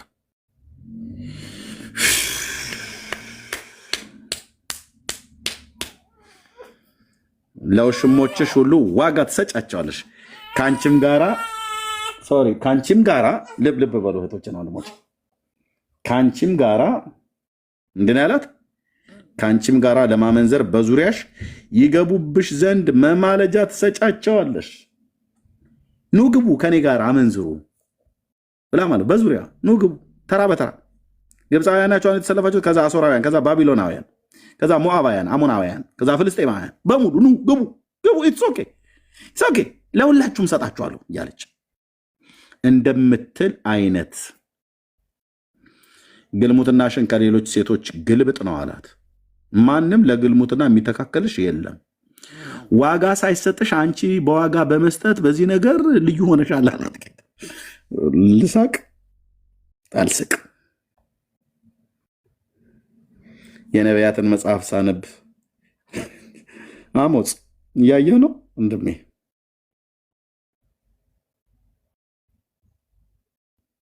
ሴት ከወንድ ጋር ስተኛ ገንዘብ ስጠኝ ትለዋለች። ቢያንስ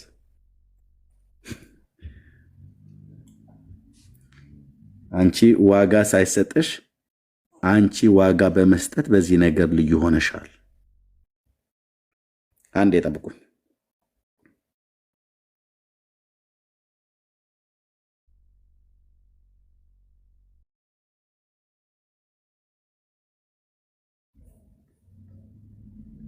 ኦኬ ዋና ሆነሻል ማነው? ልዩ ሆነሻል ነው እንጂ አላት። እንዲህ የሚያደርግ ሴት አለ እንዴ? የለም። ምን ማለት እንደሆነ ልንገራችሁ።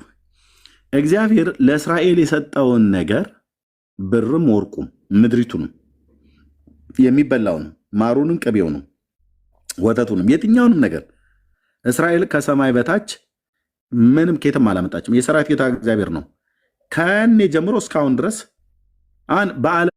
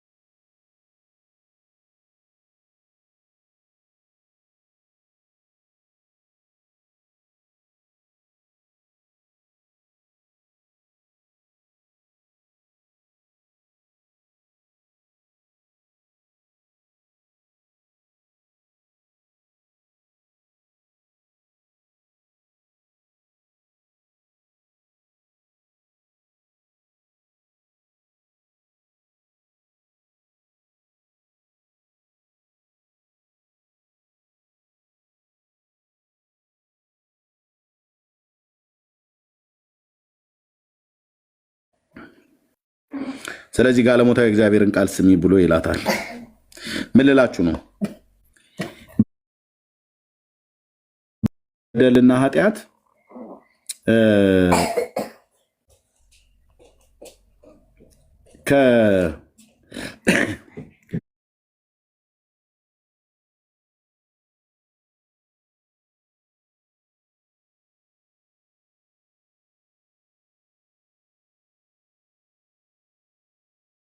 ነበር ባይዘው ኢሳያስ ሲናገር ምን እንዳለ ታውቃላችሁ? ኢሳያስ ትንቢተ ኢሳያስ መጽሐፍ ምዕራፍ 1 ላይ እግዚአብሔር ዘርን ባያስቀርልን ኖሮ ብሎ እኮ ያላት ቃል ማለት ነው። ትዝ ይላችኋል ይሄ ቃል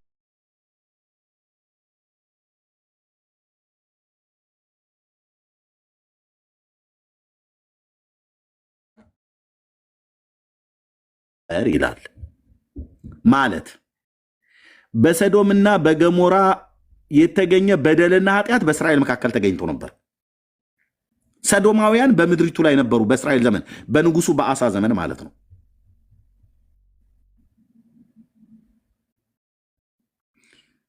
ኦኬ የወንድ ጋለሞታዎች ነበሩ በህዝቡ መካከል።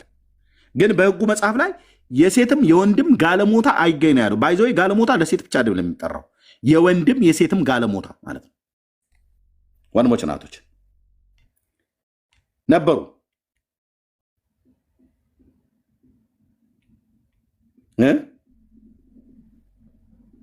አሁን ብዙ ጊዜ ጋለሞታ የሚባለው ቃል በእኛ ሀገር እንደው የሚባለው ለወንድ ብቻ ነው የሚሰጠው። አይ አይደለም። ማን ለሴት ብቻ ነው የሚሰጠው? አይደለም።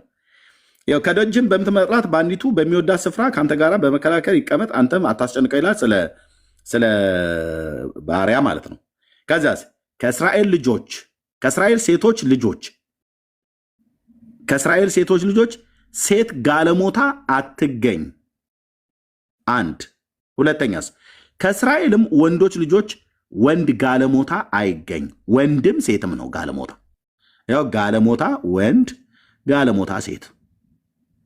እቺ ጋለሞታ አትበል። አንተም እኮ የኔ ግልሙትና መንፈስ የተጠናወተ ጋለሞታ ትሆናለህ። ምን ማለት ነው ጋለሞታ ማለት? መገልሞት ምንድን ነው? ለእግዚአብሔር ሕዝብ ለእስራኤል የተባለው ለቤተ ክርስቲያን የተባለው ከዓለም ጋር መጋባት ማለት ነው። የወንድም ጋለሞታ አለ እና ኢሳያስ ሲናገር እግዚአብሔር ዘርን ባያስቀርልን ኖሮ እንደ ሰዶም እንደ ገሞራ በመሰል ነበር ይላል። ቆይ ምን ተገኝቶ ነው? ወይት እና ኢሳያስ እነሱ ይናገሩ፣ እኛ ጭጭ እንበል። የሰራዊት ጌታ እግዚአብሔር ዘርን ባያስቀርልን ኖሮ እንደ ሰዶም በሆነ እንደ ገሞራ በመሰል ነበር ካለ በኋላ እናንተ የሰዶም አለቆች ሆይ የእግዚአብሔርን ቃል ስሙ፣ እናንተ የገሞራ ሕዝብ ሆይ የአምላካችንን ሕግ አድምጡ። ኦኬ እሺ። ኢሳያስ ይህንን ቃል በተናገረበት ሳለ የሰዶምና የገሞራ ሕዝብ ነበር እንዴ በሕይወት? የለም። ኢሳያስ ይህን ቃል የተናገረ የዛሬ 2700 ዓመት ነው። የሰዶምና የገሞራ ሰዎች እስከጠፉ በአብርሃም ዘመን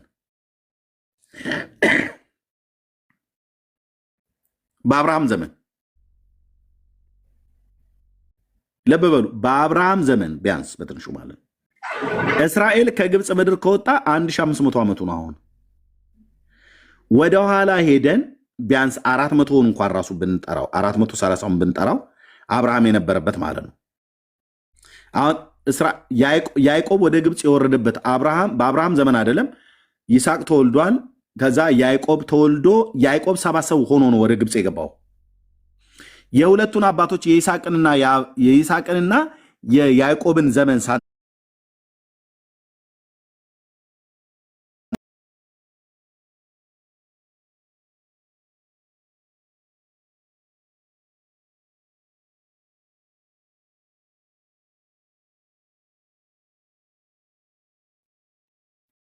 በእስራኤል ሕዝብ መካከል ከግብፅ ምድር ማውጣት የ1500 ዓመት ዘመን አለ እስከ ጌታ ኢየሱስ ክርስቶስ መወለድ ድረስ።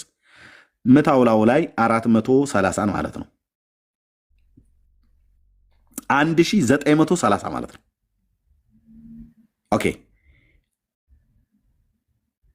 የያዕቆብንና የይስሐቅን ዘመን መካከል ላይ ሳንደምረው ነው የሆነው። ቢያንስ በትንሹ የይስሐቅና የያዕቆብን ዘመን እንምታው። የአንድ ትውልድ ዕድሜ 100 ዓመት ነው ብለን እንበል ነው ደግሞ እንበል ሳይሆን እንበል ነው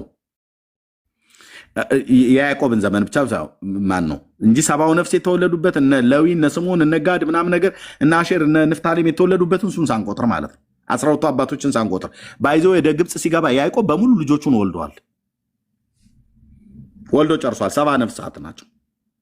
ብንያምም ትንሽ ነበረ ገብቷል። ያኔ ዮሴፍም አስቀድሞ ተሸጧል። የእነዚህ 12 አባቶችን የነገድ አለቆችን የዘመናቸውን ቁጥር ሳንደምር የያዕቆብና የይስሐቅን ብቻ ደምረን 100 ዓመት ብለን 200 እንያዝ። በ1930 ላይ 200 መታው ወደ 2100 ዓመት ርቀት ማለት ነው። ኦኬ ኢሳያስ በዚህ መካከል የተናገረው በ700 ኤዲ ላይ ነው። ከዛ 700 ብታነሳ ቢያንስ በኢሳያስ እና በሰዶምና በገሞራ ህዝብ ማለቅ መካከል ላይ ከ1600 ዓመት ምናምን ነገር እንደው በትንሹ አስልቸው ያውም ብዙ እርግጠኛ አይደለሁኝም። የ1600 ዓመት ርቀት አለ ወደኋላ ሰዶምና ገሞራ ከፈረሰ ማለት ከጠፋ ወይ 1800 ዓመት አካባቢ። ኦኬ ዘመኑን በደንብ አስልተን መድረስ እንችላለን። ታዲያ እዚህ ጋር ለምንድን ነው እናንተ የሰዶም አለቆች ብሎ ያለው? የት አሉ የሰዶም አለቆች በዚህ ዘመን ላይ? ኢሳያስ ይህን ትንቢት በተናገረ ዘመን ላይ ለእስራኤል መሪዎች ነው የሚናገረው ጌታ። የሰዶም አለቆች የተባሉት የእስራኤል መሪዎች ናቸው። እናንተ የገሞራ ህዝብ ሆይ የአምላካችሁን ህግ አድምጡ ብሎ ያለው የት አሉ? በአብርሃም ዘመን አይደል እንዲያለቁት ሰዶምና ገሞራ? የሞተውን ህዝብ ነው ጌታ ቃሌን ስሙ ብሎ የሚለው አይደለም። ታዲያ ማን ነው ብሎ የሚለው? እስራኤልን ነው በተምሳሌት። የመስዋዕታችሁ ብዛት ለእኔ ምን ይጠቅመኛል እያላቸው ነው። ሰዶምና ገሞራ ለእግዚአብሔር መስዋዕት አቅርቦ ያውቁ ነበር እንዴ? በፍጹም በታሪክ ውስጥም የለም። ታዲያ መስዋዕት አቅራቢያ ማናት? እስራኤል ይላል እግዚአብሔር። የሚቃጠል የአውራ በግ መስዋዕት፣ የፍሪዳን ስብ ጠግብ ያለው የበሬና የበግ ጠቦትን የአውራ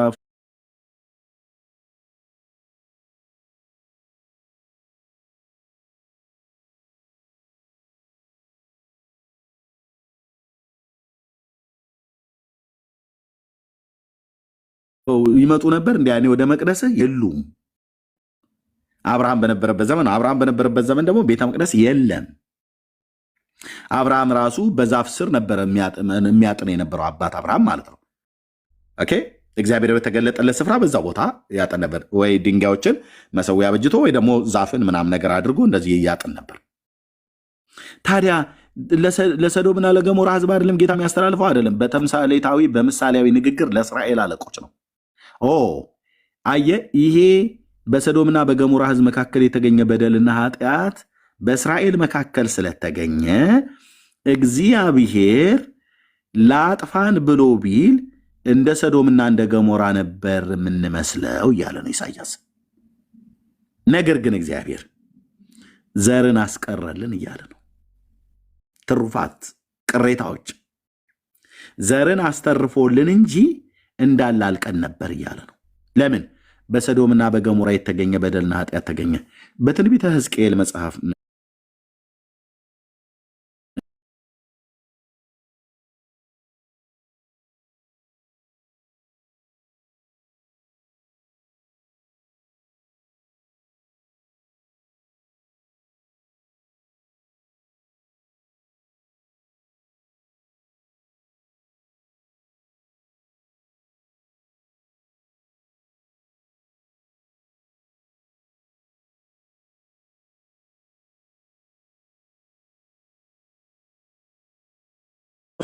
ከአሕዛብ ይልቅ ፍርዴን በኃጢአት ለወጠች። ከአሕዛብ ይልቅ በዙሪያዋ ካሉ ሀገሮች ሁሉ ይልቅ ትእዛዜን ተላለፈች። ፍርዴን ጥለዋልና በትእዛዜም አልሄዱምና፣ ስለዚህ ጌታ እግዚአብሔር እንደዚህ ይላል፣ በዙሪያችሁ ላሉ አሕዛብ ሰበብ ሆናችኋልና በትእዛዜ አልሄዳችሁምና ፍርዴንም አልጠበቃችሁምና በዙሪያችሁ እንዳሉ እንደ አሕዛብ ፍርድ እንኳን አላደረጋችሁምና፣ ስለዚህ ጌታ እግዚአብሔር እንዲህ ይላል፣ እነሆ እኔ ራሴ በአንቺ ላይ ነኝ፣ አሕዛብ እያዩ ፍርድን በመካከልሽ አደርጋለሁ አላት። ይሄው ነው የሆነው። ባይዘወይ አሕዛብ እያዩ፣ ፍልስጤማውያን እያዩ፣ ግብፃውያን እያዩ፣ ሞዓብ አሞናውያን እያዩ፣ ሊባኖስ ሶርያውያን እያዩ በርቀት ፍርድን በመካከልሽ አደርጋለሁ አላት። ስለ እርኩሰትሽም ሁሉ ያልሰራሁትን እርሱን የሚመስል ደግሞ የማልሰራው ነገር እሰራብሻለሁ። ስለዚህ ያኔ እግዚአብሔር በሚቀጣ ሰዓት ላይ ስለዚህ በመካከልሽ አባቶች ልጆቻቸውን ይበላሉ፣ ልጆችም አባቶቻቸውን ይበላሉ። ፍርድንም አደርግብሻለሁ፣ ከአንቺ የቀረውን ሁሉ ወደ ነፋስ በትነዋለሁ አላት። ወደ አራቱም የምድር ማዕዘናት ማለት ነው። ቤተ ክርስቲያን እየሰማሽኝ ነው ወይ እህቴ፣ ወንድሜ፣ አንተ፣ አንቺ፣ እኔ? ስለዚህ እኔ ሕያው ነኝና በእድፈትሽ በርኩሰትሽ መቅደሴን ስላረከሰሽ፣ ስለዚህ በእውነት እኔ አሳንስሻለሁ ይላል ጌታ እግዚአብሔር። ዓይኔም አይራራም እኔም አላዝንም። ምን እልሻለሁ? አበዛሻለሁ ብሎ እንዳላት ሁሉ እኔ አሳንስሻለሁ። ምን በማድረግ ነው የምታሳንሳት? እግዚአብሔር ከአንቺም ሲሶም በቸነፈር ይሞታል፣ በቸነፈር ገለዋለሁ ያለት። በመካከልሽ በራብ ያልቃሉ፣ ሲሶን በዙሪያሽ በሰይፍ ይወድቃል። ሲሶንም ወደ ነፋስ እበትናለሁ፣ በኋላቸውም ሰይፍ መዛለሁ። ባይዘው ይህንን ያደረገው ነቢዩን ይህንን ለማስደረግ ፀጉርህን ተላጭ አለው። ተላጨው ሕዝቅኤል አለው። ያው አንተም የሰው ልጅ ሆይ የተሳለ ጉራዴ ውሰድ፣ እንደ ጢም መላጫ ወደ አንተ ትወስደዋለህ፣ ራስህንና ጢምን ትላጫለህ አለው። ሕዝቅኤልን ሊትራሊ ነው ያደረገው። ትላጫዋለህ፣ ጢምህንም ላጫው፣ ከዛ እንደነ ዘርአ ብሩክ ፀጉር ለመዳኛ የዘላለም ሕይወት ማግኛ ይሆናል ብሎ አይደለም ያለው። የእነ ሕዝቅኤል እንኳን ፀጉር ብራዘር ለድነት እንኳን አይሆንም፣ እንኳን የዘርአ ብሩክ የምትበለው ሰውዬ። ኦኬ ተላጭበታለህ፣ ሚዛንንም ውሰድ፣ ጠጉርህንም ትከፍለዋለህ አለው። የመከበብም ወራት በተፈጸመ ጊዜ በከተማይቱ መካከል ሲሶን በእሳት ታቃጥለዋለህ አለው። ከላጨው ፀጉር ውስጥ ግማሹን ፓርት ሲሶን በእሳት አቃጥለዋለሁ። መንገድ ላይ ባይዘው የመንገድ ላይ ነው ያስተኛው ጌታ 490 ቀን። እንደ ሕዝቅኤል የተፈተነ ነቢይ የለም። 490 ቀን ሳይገላበጥ አንድ ቦታ ላይ በከተማይቱ ጎዳና አደባባይ ላይ የትኛው ስትሬት ላይ እንደተኛ ባናቅም ግን ስለ ይሁዳ ኢየሩሳሌም ውስጥ ማለት ነው የሚበላውን መብል በከብቶችም ኩበት ከሰውም በሚወጣ ሰገራ ማለት ነው። የሰው ሰገራ ደርቆ በሱ ሁሉ አድርቆ በሱ ሁሉ አቃጥሎ በሱ ሁሉ እንጀራ ጋግሮ በልቷል። ሕዝቅኤል እግዚአብሔር አድርግ ብሎት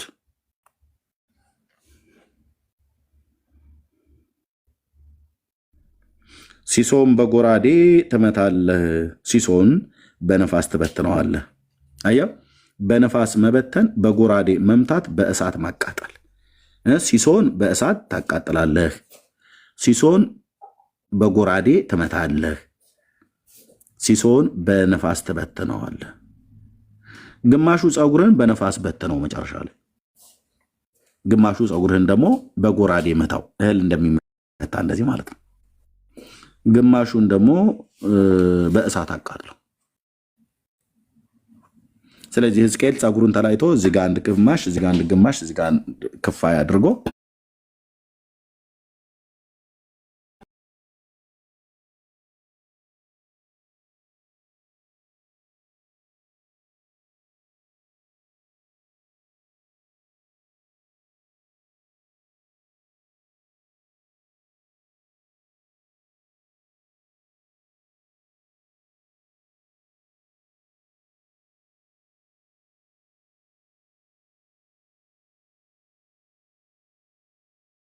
ደግሞ ፀጉሩን በእሳት ያቃጠለው።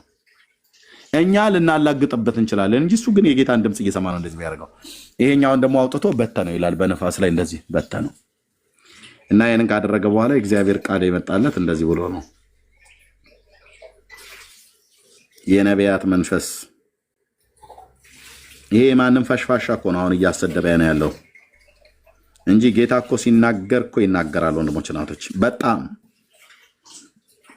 እኮ አልኳችሁ፣ በጣም እኮ ነው የሚናገረው። እንዳናፉ ምድራችን ላይ አይቀሩም። እንዳናፉ የክርስቶስ ቤተክርስቲያን ላይ ሐሰተኞች እንደፋነኑ አይቀሩም። የእነዚህ አባቶች መንፈስ በእውነት እግዚአብሔር ምስክር ነው፣ ሕያው ነው ለዘላለም። ሕዝቅኤል ነው የሞተው እንጂ የሕዝቅኤል አምላክ እግዚአብሔር ሕያው ነው። እና ምን ነበረ ግን እንደዚህ በእሳት እንደዚህ ለመበተን እግዚአብሔር አሳልፎ የሰጣቸው? በሰዶምና በገሞራ የተገኘ በደልና ኃጢአት ነው የተገኘው። ምን ልላችሁ ነው? ሰዶምና ገሞራ እንጀራ ስለመብላትና ስለመጠጣት ብቻ አይደለም። እንጀራ መብልና መጠጡን ከበሉት ከጠገቡ በኋላ ለማመነዘር ተነሱ ይላል።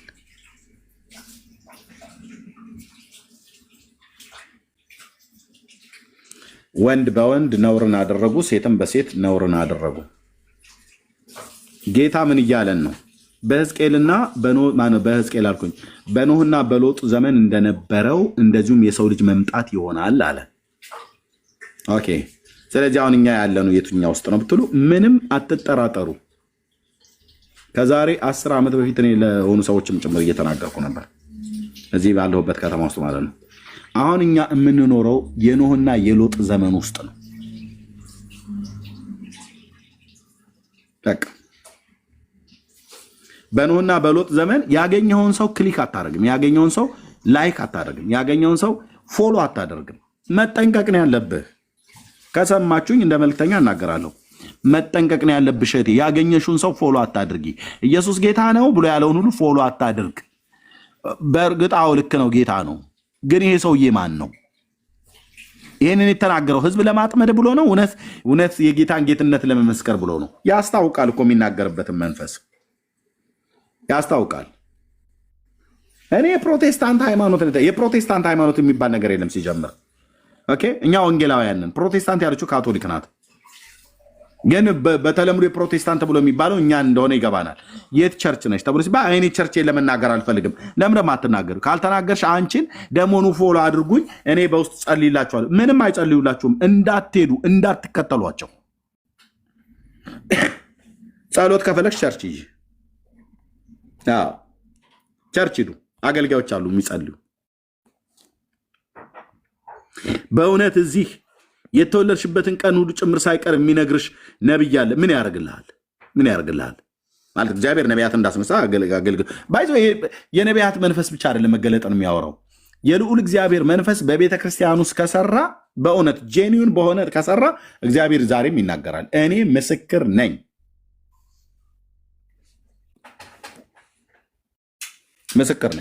ጌታ ይናገራል። በሴቶች በወንዶች በባሪያዎቹ ሲናገር እኔ አውቃለሁ። እስካሁን ሰዓት ድረስ ስልካቸውን የምጠባበቃቸው ሰዎች አሉ።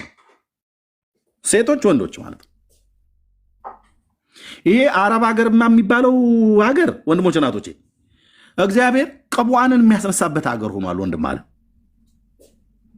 እኮ ይሄ ዱባይ፣ ሳውዲ ምናምን ነገር ብላችሁ ብትሉት ባህሬን ብቻ ምትሉት አቡዳቢ ምናምን ዋቴቨር አረብ ሀገር እግዚአብሔር ከእናታቸው ጎያ እያወጣ እየወሰደ ማዳም ቤት ወገባቸው እስኪጎብጥ ድረስ ስራ እየሰሩ ይኸውልህ፣ እኔ ምስክር ነኝ ወንድሞች እናቶቼ። አረብ ሀገር ወስዶ እግዚአብሔር ከእናቷ ነጥሏት፣ ከቤተሰቧ ነጥሏት፣ ማዳም እየጮችባት ዕቃ እያጠቡ እጃቸው እስኪነፍር ድረስ ሆኑ። የሰራዊት ጌታ ቅዱስ እግዚአብሔር የሚያወራቸው ሴቶች ልጆቹ እኔ ምስክር ነኝ ወንድሞች እናቶች።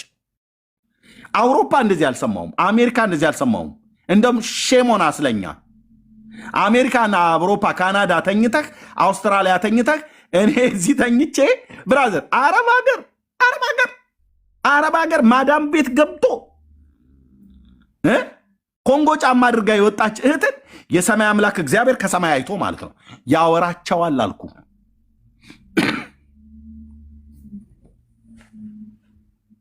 ስልክ ሲደውሉ ወዲያው ነው ማለት የማናችሁንም አላነሳም። ቅድሚያ እንዳትቀየሙኝ።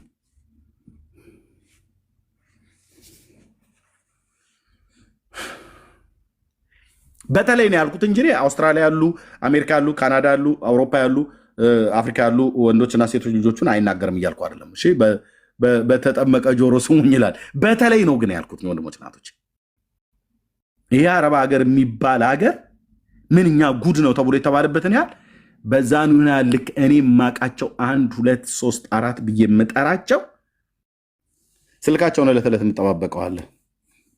ሲደውሉም ጌታ ምን አላችሁ ምን አሳያችሁ ብዬ ማለት ነው።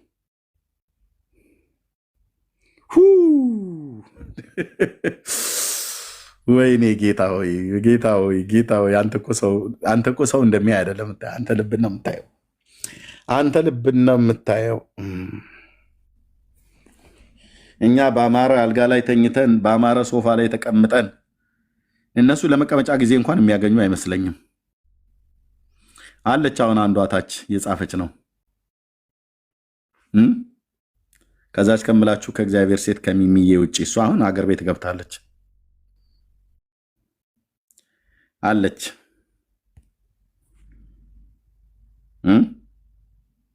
እዚሁ አለች አሁን ኮሜንት መስጫ ላይ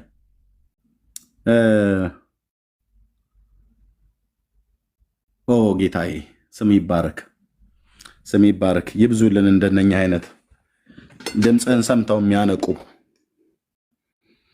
ኪችን ውስጥ እያንኳኳች ዕቃ እያንኳኳች ነው የምትጸልየው። የምትጸልይበት ጊዜ አታ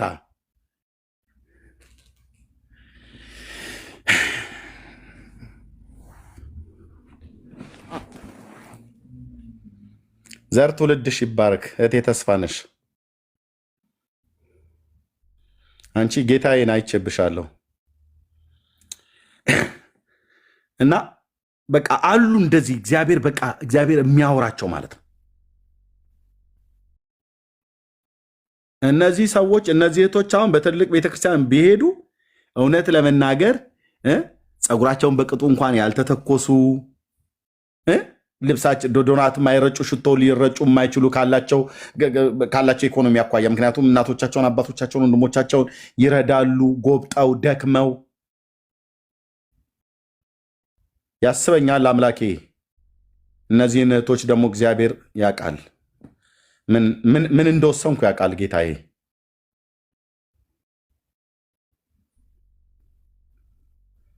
እና ሪከርድ አርጋ ትልክልኛለች። ወንድሞቼ በቃ እግዚአብሔር ዛሬም ይናገራል ብሎ የሚለው ቃል ለእኔ እኮ ብቻ አይደለም ለእነሱም ሁሉ ጭምር ማለት ነው። በእነሱ በኩልም ሁሉ ጭምር በሰው ፊት ቢታዩ በፍጹም እውነቱን እንገራችሁ መድረክ አይሰጧቸውም። አሁን ትልቅ ቸርች ቢሄዱ አይ እንዴ ማለት ምልህ ኤርሚያስ አለ አይደል እንግዲህ ያው ምልህ ህዝቡ ፊት መቼም ሊቆም የሚገባ ሰው አዎ ህዝቡ ፊት ሊቆም የሚገባ ሰው እሺ ምን አይነት ነው? ዱቄት የተለቀለቀ ማለት ነው።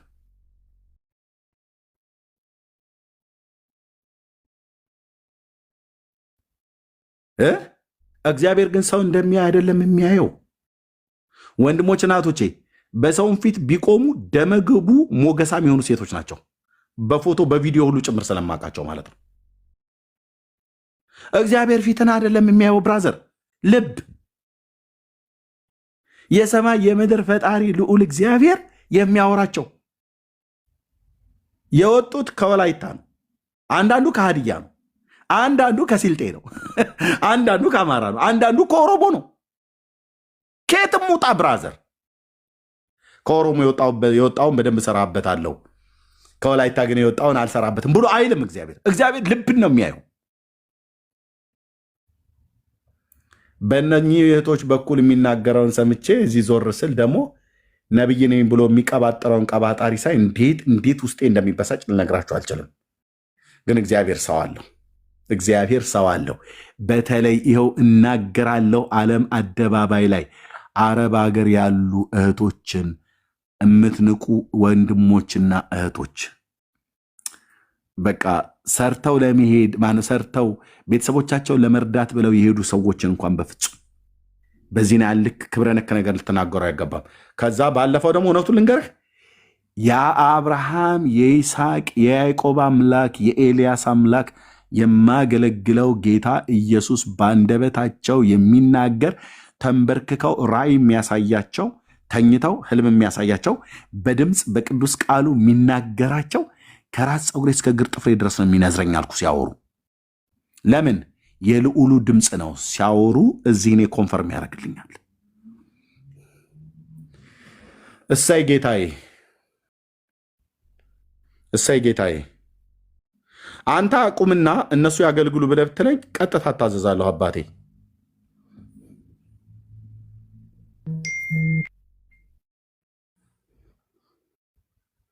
ኤርሚያስ አንተ አቁምና እነሱ ያገልግሉ ብሎ ቢለኝ አደርገዋለሁ። ምን አይነት መሰጠት ነው ወንድሞችና እህቶች?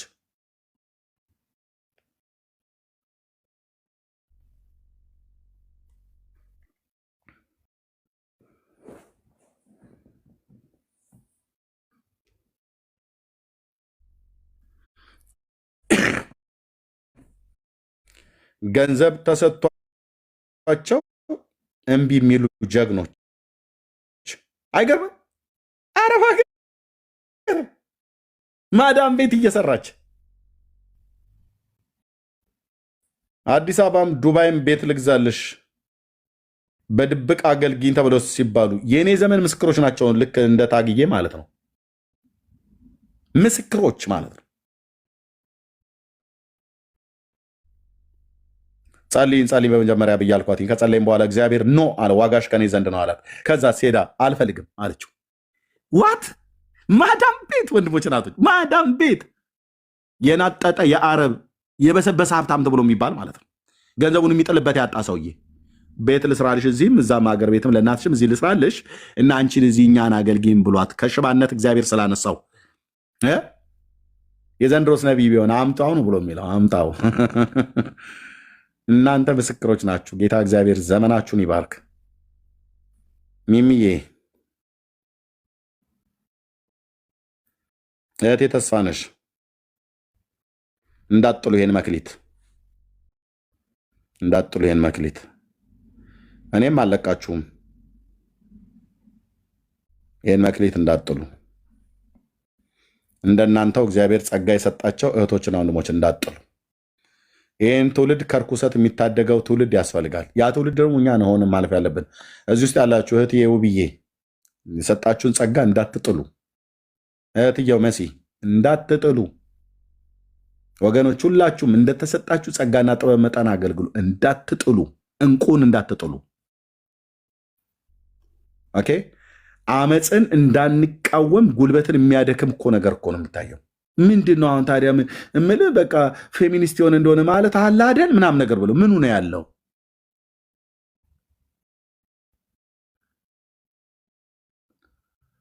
ባልጠፋ ሰው በእንደነኛ አይነት ሴቶች ይመራሉ። እንዲህ አይነት ነውር የምታደርግ ሴትን አንድ የጴንጤ እህት ተከተላ ፎሎ ስታረጋት ማለት ነው። ቀደም አንድ ወንድም ሲናገር ነበር። ፎሎአችሁን ሁሉ ጭምር ማንሳት ያለባችሁ ከእንደነኛ አይነት ሰዎች ጋር። ምን ልታደርጊ አሁን ፎሎ አደረጋችኋት? እንደሱ አይነቷን ሴት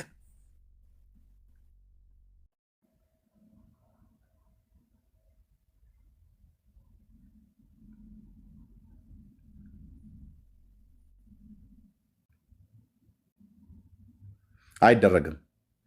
ፎሎ የምታደርጓቸውን ሰዎች እወቁ። በውስጥ የሚደውላችሁን ሰዎች እወቁ። በማን መንፈስ እንደሚያገለግሉ በማን መንፈስ እንደሚናገሩ እወቁ። ራሳችሁና ቤተሰባችሁን ጠብቁ። እህቶችን ወንድ ጠል አድርገው በተመሳሳይ ጾታ እርኩሰትን እንዲያደርጉ የሚያበረታቱ በጣም ብዙ የወጣ የአውሬ መልክተኞች አሉ። ወንዶች ሴቶችን እንዳያገቡ ከሴት ጋር መጋባት ነውር እንደሆነ አድርገው ስለውባቸው እርስ በርስ በፍትወት እንዲቃጠሉ የሚያደርጉ በእግዚአብሔር ቃል ላይ የተጻፈ አለ። የኖህና የሎጥ ዘመን ማለት ይሄ ነው። በቃ ይሄ ነው። ሌላ ምንም የሚመጣ የለም። ከዚህ በኋላ እየከፋ እየበረታ እንጂ የሚሄደው ዘመኑ ግን ኦልሬዲ ገብተንበታል። እንዲህ አይነቱ እኮ ነገር በእኔና በእናንተ አባቶች እኮ ዘመን እኮ አልነበረም። እኔ በአባቴ ዘመን እንደዚህ አይነት ነገር አልሰማሁም። ገጠር ስለነበርኩ አይደለም፣ አልሰማሁም። እንደዚህ አይነት ነገር ይሰማ ነበር ከዛሬ 40 ዓመት በፊት። እዚህ ውስጥ ያላችሁ ሰዎች አሁን በዓለም ላይ የወንድና የወንድ ሴትና ሴት ይታወቅ ነበረ? አይታወቅም። አገሮች ሁሉ እንኳን አሁን በቅርብ ነው ያጸደቁት፣ አሜሪካ የሚሆን ሌሎቹ ሀገራት ማለት ነው። እኔ እንኳን በተወለድኩበት ዘመን ከዛሬ 4 10 ዓመታት በፊት አይወራም ነበር እንደዚህ አይነት ነገር የለም። እንኳን ኦፊሻል ሊጸድቅ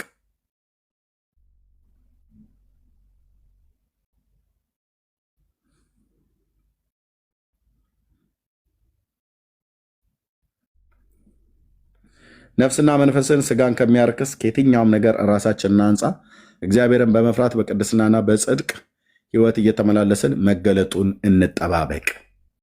እግዚአብሔር ለቅድስና ሕይወት ጠርቶናል። እግዚአብሔር ለጽድቅ ኑሮ ጠርቶናል። እግዚአብሔርም በመፍራት በዚህ ትውልድ መካከል ጌታን አስከብረን እንጂ ጌታን አሰድበን ማለፍ የለብንም።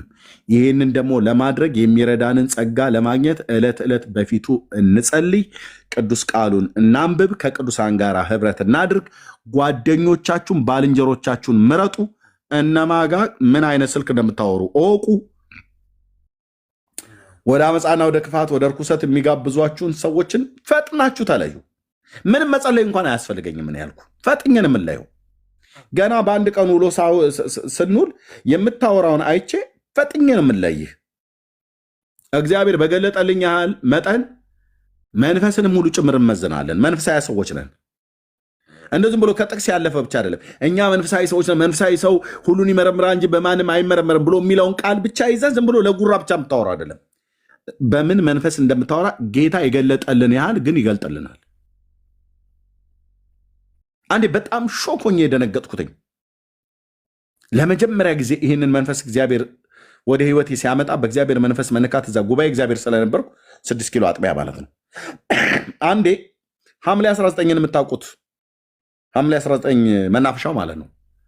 ከሱ በጀርባ በኩል ወደዛ ወደ ፈረንሳይ ኢየሱስ ቤተክርስቲያን መሄጃው ቀበሌ 10 ምናምን ነገር የሚባል አለ። እዛ አካባቢ አንድ ሰው ነበር፣ አሁን ስሙን መጥራት ማልፈልግ፣ ምሳ እንብላ ብሎ ጋብዞኝ ይዞኝ ሄደ ቤቱ። የቸርች ሰው ነው።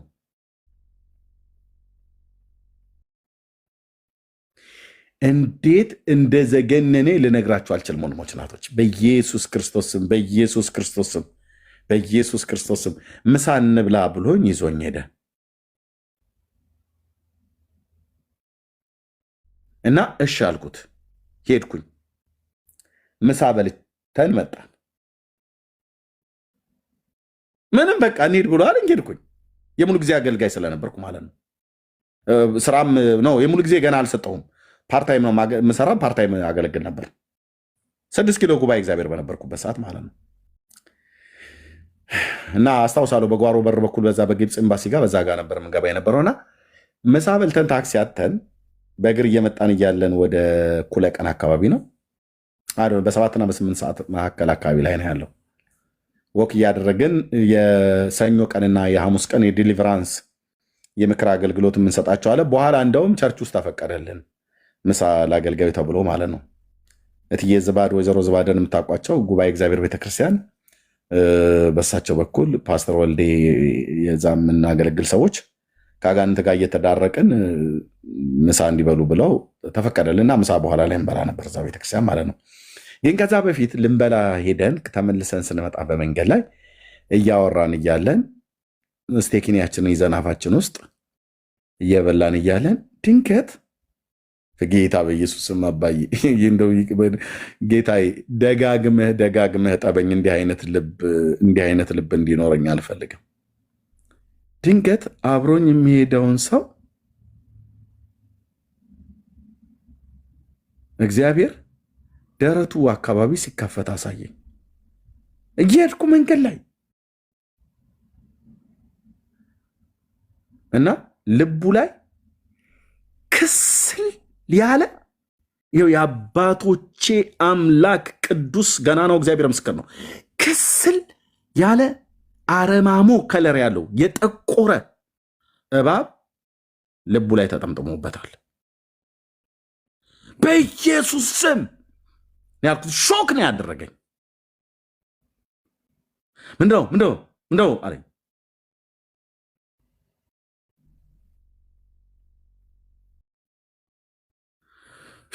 አምላኬ ጌታዬ ኢየሱስ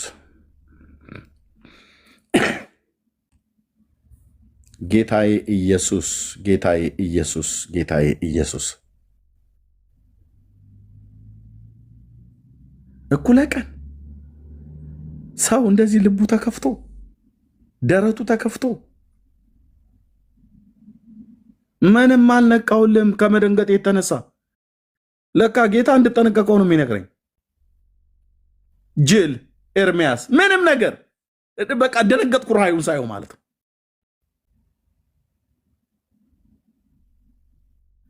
ሃሌሉያ አሜን ነው ይለኛል። ደግሞ እዚህ ይመጣና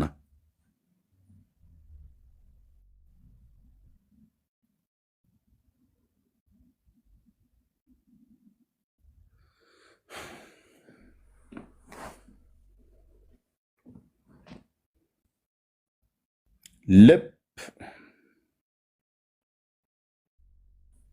አንዳንዱማ ዘንዶን እኮ አስተኝቶ ነው ጌታ ይመስገን ሃሌሉያ የሚለው።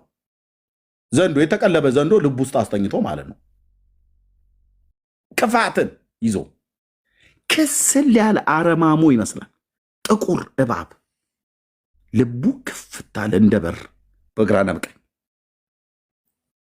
ጌታዬ አሳየኝ ኢየሱስ አልኩ። አሳየኝ ማለት ነው።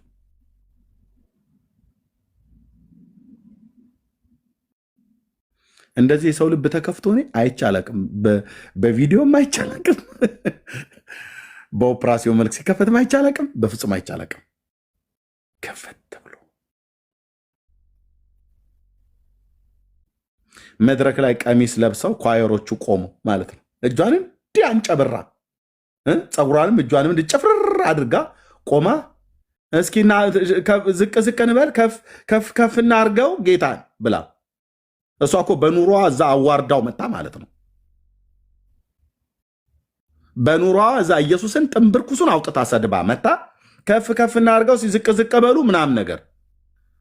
ጌታ ኢየሱስ ምስክሬ ነው አልኩ። ከመድረክ ላይ አንቄ ባወርዳቸው ደስ ባለኝ ነበር። ለምን አሳየኛ አባዬ ከታቾኝ። ለካ ነገርየው መገለጥ ነው። እኔ ታቅላለው የደጀ ሰላም አንበሳ የነበርኩ ሰው ለካ የጴንጤዎቹ አምላክ ጉባኤ መካከል መገለጥ ነገር ነው። ለካ ነገርየው ለማልናገር እና በቃ አስታውሳለሁ። ኤኳየር ቢኳየር ሲኳየር የኛ ጉባኤ እግዚአብሔር አሉ። ሰሟን ሁሉ ጠርቼ ልናገር እችላለሁ። አውቃቸዋለሁ። እና እጃቸው እንዲህ ዘርግተው ማይኩም በአንድ በኩል ይዘውት በአንድ በኩል እንደዚህ ዘርግተው ቅዱስ ሚካኤል ከሰማይ እየወረደ ይመስለው የቀሚሱ ስፋት የቀሚሱ ማማር የእነሱ የፀጉራቸው ከርል ተሰርቶ እንደዚህ ደግሞ መጎንጎኛ ምናምን ነገር ብቻ አላቸው ምናምን ነገር ከንፈራቸው ሊፕስቲክ ደም የጠጣች መዥገር መስለው ቆማላለች። የውጩ ባልከፋ የውስጣቸው ምልክ እንደዛ ነው። እኔ ደግሞ ደህና አይኔን ጨፍኜ እያመለኩ ባለሁበት ጌታ ባያሳየኝስ እና እሪ በቃ መንፈሴ ተበሳይቶ ቁጣ በቁጣ ተበሳጭቼ ወደ ጓሮ ዞራለሁ። አላችሁ ቸርች ውስጥ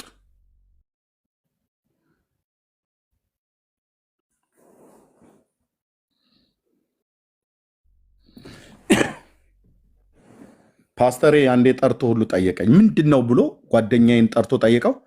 ከዛ ተከታትሎኝ አንድ ቀን መጣ። ይኸው ስሙን ጠርቼ ማለት ነው። ፓስተር ወልዴ ምንድን ነው እንደዚህ እየሆንክ ከጉባኤ ውስጥ የምትወጣ? አገልጋዮች ፊት ለፊት የምንቀመጥበት ቦታ ስለነበር ማለት ነው።